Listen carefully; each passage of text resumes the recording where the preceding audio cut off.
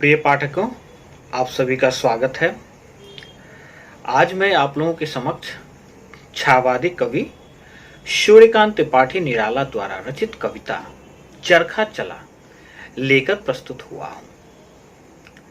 तो आइए, कविता की ओर अग्रसर होने से पहले आप लोगों से एक गुजारिश है कि कृपया मेरे इस चैनल को आप लोग लाइक एवं सब्सक्राइब करें, ताकि आप लोगों के समक्ष ऐसे ही हिंदी साहित्य के विषयों को लेकर प्रस्तुत हो सकूं। तो चलिए कविता के भाव एवं कविता की ओर अग्रसर होते हैं। निराला जी की अपनी सांस्कृतिक एक अवधारणा है जो निश्चित ही नवजागरण के दौर से निर्मित होती है। भारतीय मेघा औपनिवेशिक सत्ता द्वारा हमारे इतिहास और संस्कृति के संबंध में प्रचारित झूठ के प्रतिकार में निराला जी जुट गए थे, क्योंकि इस हीनता बोध से मुक्त हुए बिना न तो वर्तमान से टकराया जा सकता था और न ही अपने भविष्य के मधुर स्वप्न ही बुने जा सकते थे।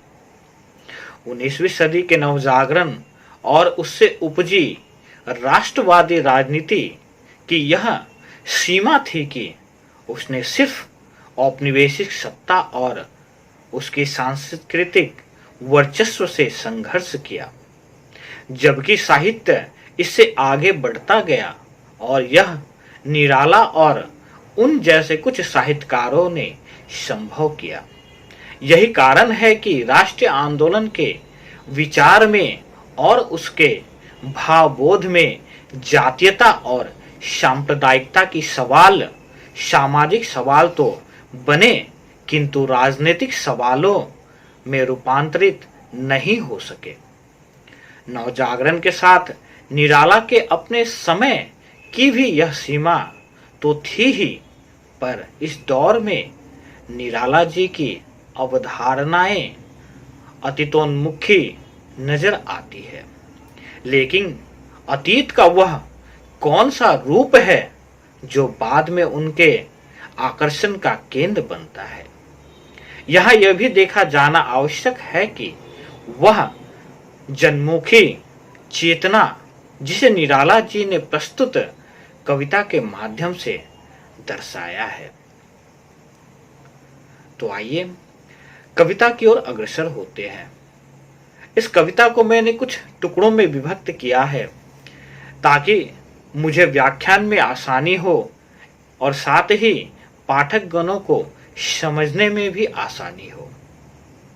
इन पंक्तियों में आए हुए कुछ कठिन शब्दों को मैंने लाल रंग से दर्शाया है एवं उनके अर्थों को ठीक दाहिने ओर नीले रंग से दर्शाया हूं, जो कि आप लोगों के सामने प्रस्तुत है। तो आइए कविता के पाठन की ओर अग्रसर होते हैं। वेदों का चरखा चला, सदियां गुजरी, लोग बाग बसने लगे, फिर भी चलते रहे। गुफाओं से घर उठाए, भेड़ों से गायें रखी, जंगल से बाग और उपवन तैयार किए। खुली जवा बंधने लगी, वैदिक से संवर दी भाषा संस्कृत हुई। नियम बने शुद्ध, रूप लगाए गए, अथवा जंगली सभ्य हुए। वेशवास से इसे कड़े, कोस ऐसे कटे। खोज हुई, सुख के साधन बढ़े, जैसे उबटन से साबुन। तो आइए इन पंक्तियों की प्रश्न की ओर बढ़ते हैं। प्रस्तुत पंक्ति सूर्यकांत त्रिपाठी निराला जी के काव्य संग्रह अनामिका में संग्रहित चरखा चला कविता से लिया गया है। यह निराला जी आदिकाल से वैदिक युग तक मानव सभ्यता के विस्तार एवं इस विस्तार से समाज में होने वाले बदलाव का वर्णन किए हैं। तो आइए पंक्तियों की व्याख्या करते हैं। प्रस्तुत पंक्तियों में निराला जी कहते हैं कि मानव सभ्यता के विकास में वेदों का महत्वपूर्ण योगदान है। वेदों में उल्लेखित मंत्रों पर चलकर ही मानव जाति सभ्य और सुसंचित हुई है।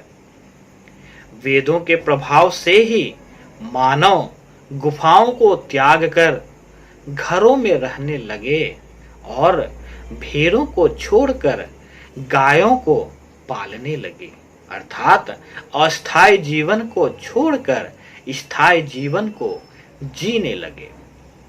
जंगलों को काटकर गांव एवं शहरों को बसाया गया एवं जीव के सभी सुख सुविधाओं के साधनों को जुटाया गया।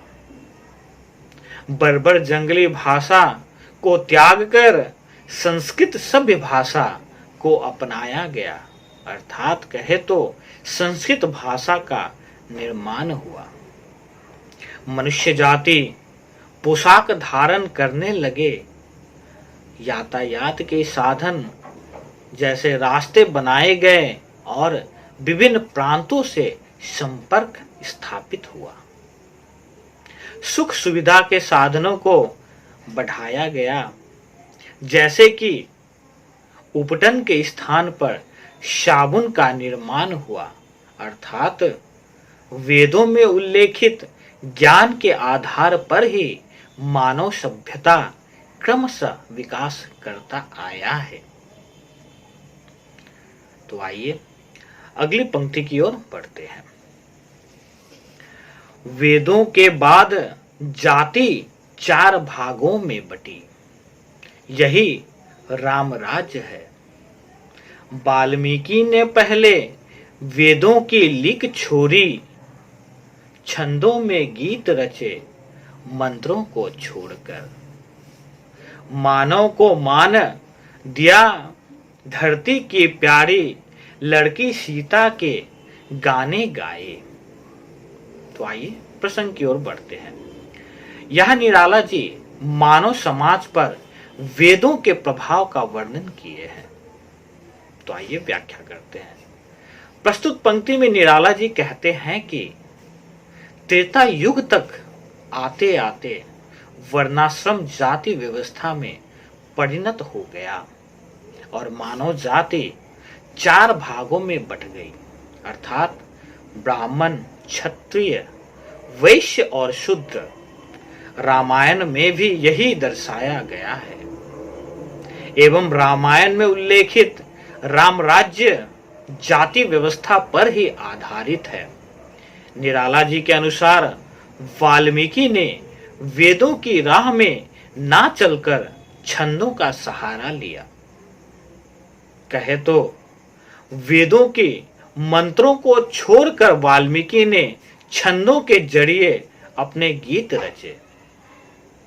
उन्होंने वर्णाश्रम के आधार पर मनुष्य का आकलन ना करके मनुष्य मात्र को मान दिया, अर्थात मानव को सर्वोपरि बताया और धरती पुत्री पवित्र सीता माता के गुणगान किए, अर्थात स्त्री को माता का दर्जा देकर समस्त स्त्री जाति के मान सम्मान को बढ़ाया।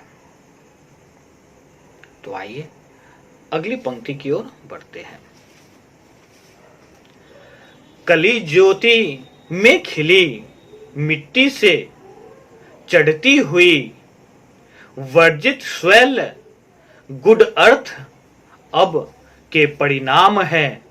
कृष्ण ने भी जमी पकड़ी, गोवर्धन को पुजाया, मानव को गायों और बैलों को मान दिया।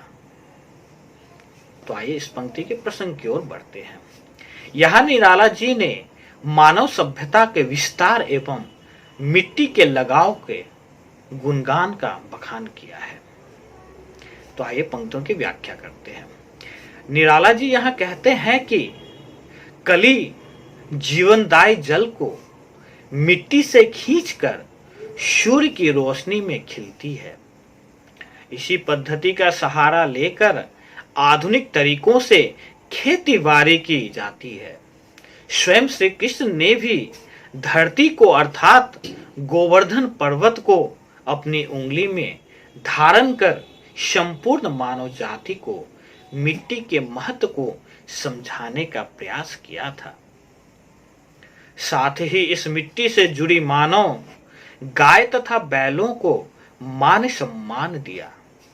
कहने का अर्थ है कि स्वयं श्री कृष्ण ने जाति धर्म के आधार पर नहीं बल्कि मानव को शुद्ध प्राकृतिक मानव जाति के रूप में ही स्वीकार किया, जिसका अपने मिट्टी तथा प्रकृति से संपूर्ण संबंध है। तो आइए अगली पंक्ति की ओर बढ़ते हैं। हल को बलदेव ने हथियार बनाया, कंधे पर डाले फिरे, खेती हरी भरी हुई, यहां तक पहुंचे अभी दुनिया को देर है। तो आइए प्रसंग की ओर बढ़ते हैं।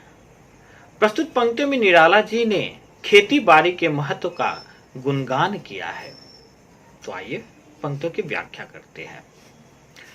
कविता की अंतिम पंक्तियों में निराला जी कहते हैं कि श्री कृष्ण के बड़े भाई बलदेव अर्थात बलराम ने भी प्रकृति के सर्वपति माना है और वे तो जमीन से जुड़े हुए व्यक्ति हैं।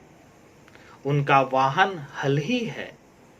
इसका सबसे उदाहरण है बलदेव ने हल के जरिए मनुष्य को मिट्टी से जुड़ने का आह्वान किया था, जो समस्त कृषि जगत के लिए उपयोगी सिद्ध हुआ है। इस हल का प्रभाव आज भी देखा जा सकता है। इसी हल के कारण खेती हरी भरी हुई है। निराला जी दूसरी ओर कहते हैं कि बलदेव की सोच तक दुनिया को पहुंचने में अभी बहुत देर है, क्योंकि वर्तमान समय में विश्व अपने प्रकृति और मिट्टी से दूर होते जा रहे हैं, जबकि मनुष्य का अपने मिट्टी से अटूट संबंध होता है। इस प्रकार प्रस्तुत कविता के जरिए निराला जी मनुष्य जाति को प्रकृति की ओर लौटने का आग्रह प्रदान करते रहे हैं। यहाँ इस कविता को पढ़ने के बाद अंततः मैं यही कह सकता हूं कि निराला जी ने अपने इस कविता के माध्यम से मानव सभ्यता के आदि काल से लेकर वैदिक युग तक के प्रभाव का बड़ा ही सुंदर चित्रण किया है। साथ ही मानव जीवन के प्रगति पथ पर आने वाले बदलाव से परिचित कराते हुए मिट्टी से जुड़े रहने का आग्रह किया है।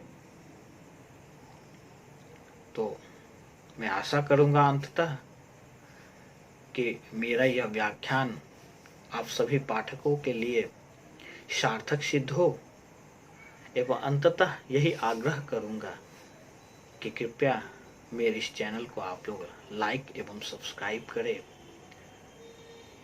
तब तक के लिए धन्यवाद।